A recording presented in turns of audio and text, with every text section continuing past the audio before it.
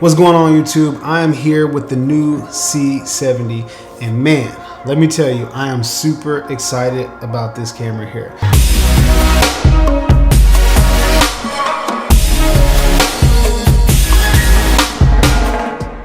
Like, I have been waiting for this camera for at least 4 to 5 years now, and it's everything I had hoped for. It really is. And the reason I've been waiting on this camera for so long is because I always wanted a camera that had 4K, 4K 60, ND filters, XLR inputs, and cinema camera dynamic range, all in a package that was small enough to be able to put on a gimbal and quick enough to be able to just take off and use handheld.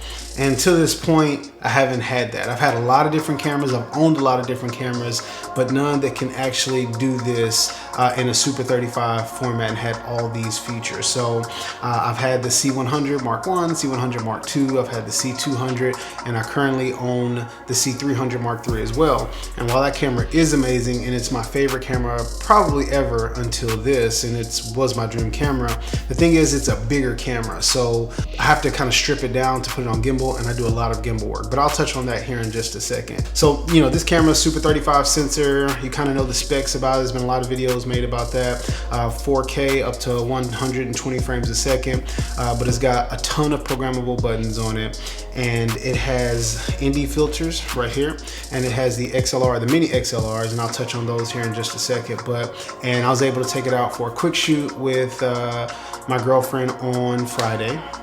And then I had a small short wedding on Saturday, and then yesterday I had a full wedding. So I'm very impressed with it. It does take a second to get used to some of the things, just like any new camera would. So for me, it was just kind of, once you reprogram the buttons from what they actually are, then that's when you have to, the muscle memory kind of kicks in. It takes time to memorize what you're actually doing. So I reprogrammed all the buttons for what I use most of the time. So, and ergonomically, it is amazing because it's like a small, big camera. And what I mean by that is when you put it up against the R, it's much bigger than the R. It really is. So I don't try to compare it to that, because if you want something that small, it's not going to be quite that small. And the R is actually bigger than the Sony. So if you're coming from like a Sony, this is still going to be a big camera to you. However, when you use the C300 Mark III, it's much smaller than it. So it's really weird because it really fits between a mirrorless body and a full-size cinema camera, which is actually perfect as long as it's small enough to go right on the gimbal. That's all I really care about. And the weight is the same too. It's about right in the middle between a mirrorless camera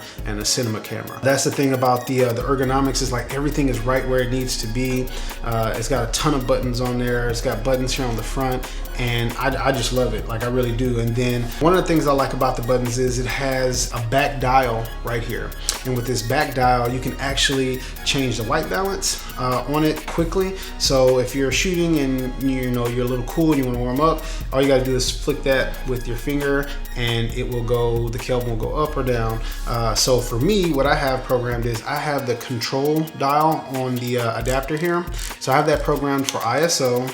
I have the front dial programmed for my aperture, and then I have the back dial programmed for my white balance. And those are the things that I adjust the most when I'm going into a shoot. So if I'm doing handheld work and I'm in there with the bride and I'm shooting, I can adjust my ISO real quick, my white balance real quick, and my aperture really fast. And typically my shutter stays at 180 degrees, so I don't have to adjust that as much. So it's really fast, like literally in the palm of both of my hands, I can adjust anything that I need to. And then I have other programmable buttons that I use for face tracking and LUTs and slow and fast motion and things like that. So ergonomically speaking, it's a really great option. The next thing with the ergonomics is, which is kind of different, is coming from the C300 Mark III.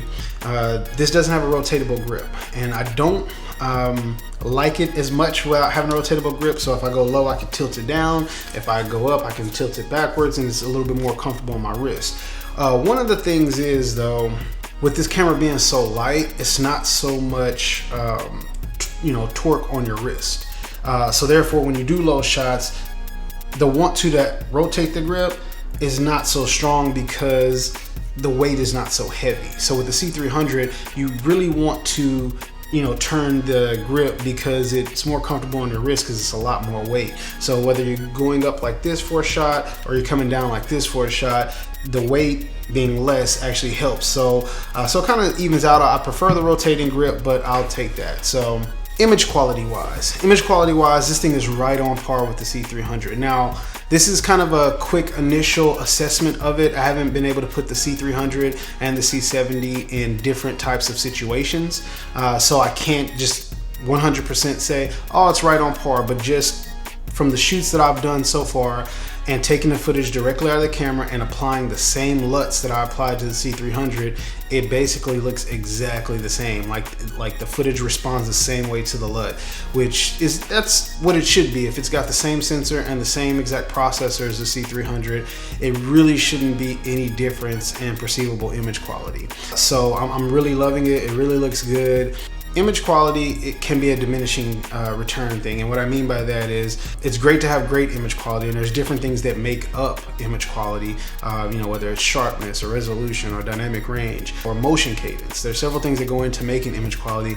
So I've kind of had to back off that a little bit over the past few years because there's so many other things that I value, and right now the gap between consumer cameras and really top-notch high-end cinema cameras is really shrinking. And so therefore what happens with that is the image quality becomes less of a priority for me and more of a workflow, the type of work I do, and ergonomics. Those mean the most to me. What type of codecs does it record in?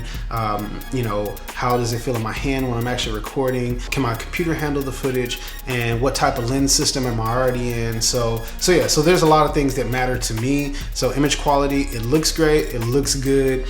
If you like the Canon look, it's definitely got that for sure. So love the image quality, it looks amazing. I just don't want to go overboard with that, but I'll do some more tests when I get a little bit more time to kind of show the differences, if there are any at all, between this and the C300, especially with this not having the higher end intra-frame codec in 4K 60. So a few differences coming from the C300. One is the rotatable grip that I just talked about, and then the others are, this screen is much smaller than the one that comes with the C300. And it's okay. I like the C300 screen better, clearly, because it seems to be brighter and it seems to be like higher resolution and it's bigger. So the image looks better. When I'm filming, the image looks better to me from the C300 Mark III, which is a little bit more inspiring to shoot on. I'll definitely say that. But the image still looks the same once you get it into the computer. It's not that it looks bad on this, it just looks better on the C300 Mark III. So again, you don't have the the higher end intra-frame codec in 4K 60. So that's another difference between this and the C300. And then of course the C300 just has a lot more ports and ins and outs. So you have the SDI out, the monitor out on that, as to where you only have HDMI out on this. So if you need to run a full setup and you need a video village and you need a director's monitor and you need all these outs and time code and all that stuff, if you use that a bunch, then I think the C300 is definitely going to be a better choice, and you probably know that depending on your needs. But if you don't need that and you just need one, and if you ever do just need an out and it's just one single out, you have an HDMI out. And let's be honest, SDI and HDMI, I get it. SDI, I always prefer it. It's a much more professional, robust connection. But at the end of the day, they pretty much do the same thing when it comes to monitoring. So for me, not having SDI out is not that big a deal. Again, I prefer it, but it really does the same thing. So it's kind of like, I kind of compared like autofocus now with Canon and Sony per se. Like, I still prefer this Canon. I still think it's slightly better in most situations, but they're kind of interchangeable. And I think Sony's somewhat caught up in that. And that's kind of how I feel between like HDMI and SDI. They basically kind of do the same thing. SDI is better, but so be it. So there you have that. But so that's another difference between the cameras there. So and then it just has more mounting points on the top of the camera from a physical standpoint. So one of the other physical differences is at the bottom you have the bigger hole in the middle, and then the anti spin hole that goes above that, and then the two smaller holes on the bottom. And that is kind of different. All I did was just use one of the small adapters to go from the bigger hole to the smaller hole, and it works. And that's what I've been using, and it's been working fine for me. So that's a workaround. So it's not that big of an issue. All right, so one of the things I also wanted to touch on is the power differences, or just the power efficiency that this thing has. This thing is amazing. With one of the smaller BP830 batteries, you get like 200 minutes, which is about over 3 hours of recording. And it's just amazing. Like that is, you know, really you can go into a wedding and just have two of the BP830s and you're good to go. I get they're not the cheapest, but they are cheaper than per se the BPA60s, which check this out. The BPA60, I put a fresh one in here yesterday and it read 387 minutes. Now that is in 1080p, but that's still 10-bit, and it was still giving me 387 minutes. So I think the math on that becomes what, 6 or 7 hours of recording, somewhere in there like that. So so it's a ton, and it's just really efficient. Compared to the C300, that is an amazing thing, because for some reason Canon's actually been pretty good with their cameras and eating batteries, but the C300 Mark III is an exception.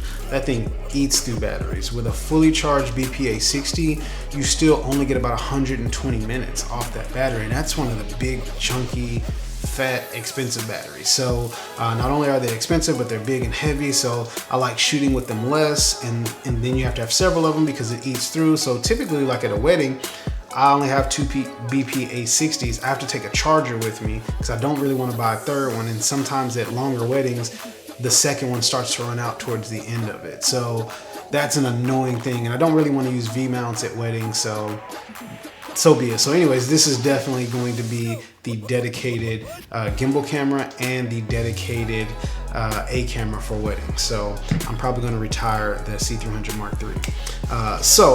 Again, last but not least, I want to talk about the audio. The audio input, you have the two XLRs on the side, and compared to the C300 Mark III, they're the mini, so it's a lot smaller, which is not a big deal, but it can change your workflow a little bit, and I'll tell you what I had to do. So typically I run Sennheiser AVX kits when I'm doing like an interview or at a wedding.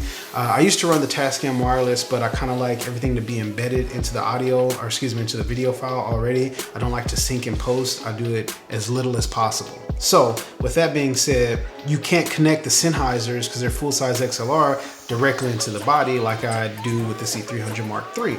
So what I did was I bought two of the mini XLRs that go into the full-size XLRs, and then I bought basically a code shoot splitter that splits the code shoot into several different ones, and that's how I connect my XLR. So right now I could just put this on here like that,